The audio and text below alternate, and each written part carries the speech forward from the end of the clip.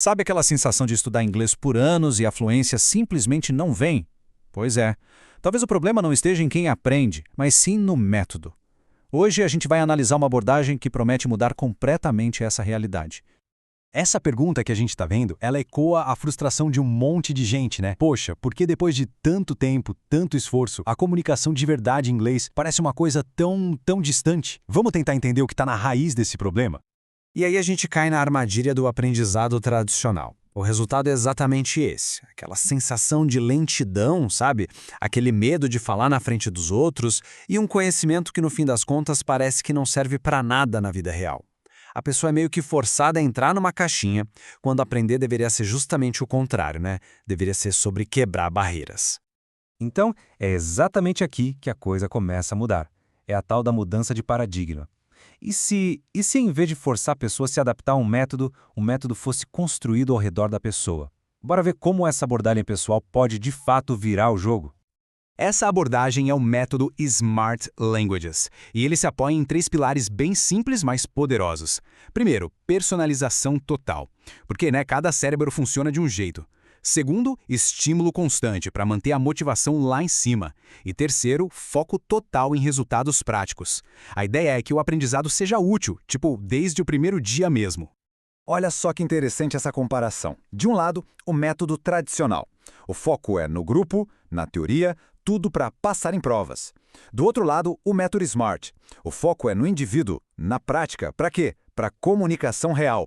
É uma inversão total, completa de prioridades. É outra filosofia, né? Então, como isso funciona na prática? Bom, tudo começa com a criação de um mapa de aprendizado único.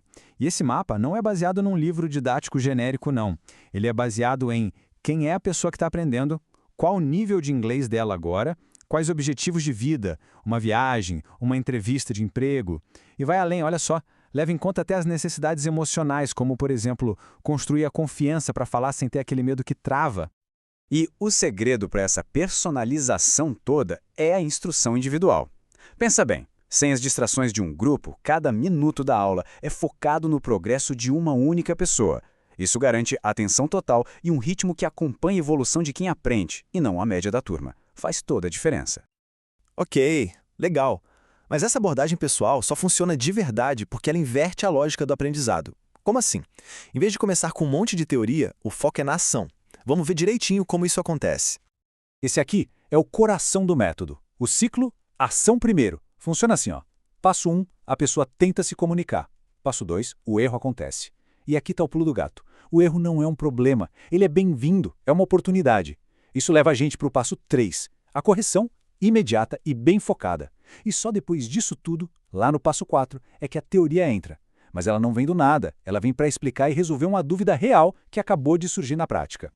E por trás disso tudo tem ciência, viu? São os princípios da neuroaprendizagem. O que é isso na prática? É usar o jeito que nosso cérebro aprende de verdade, naturalmente. É criar conexões pela prática, usar emoções positivas para ajudar a memória a guardar as coisas e transformar aquele medo de errar em curiosidade. O grande objetivo é que estudar deixe de ser uma obrigação chata e se torne um hábito, sabe? Um hábito estimulante. Certo. Então a gente já viu o como, mas um método eficaz não é só sobre como se aprende, mas também o que se aprende. Pensa só, a gente só guarda de verdade um conhecimento quando ele é relevante para a nossa vida. Por isso, o conteúdo precisa fazer sentido, precisa importar para o mundo de quem está aprendendo. E aqui o currículo é tirado direto da vida real, das situações onde a pessoa vai precisar usar o inglês. Por exemplo, alguém trabalha com agronegócio, então vai estudar o vocabulário de agronegócio. Vai viajar, então vai simular conversas num aeroporto, num hotel. O conteúdo é sempre prático, sempre relevante para os objetivos de cada um. Simples assim. Ok, entendi. Mas aí surge uma dúvida, né? Sem provas, sem notas, como é que se sabe se o progresso está acontecendo de verdade?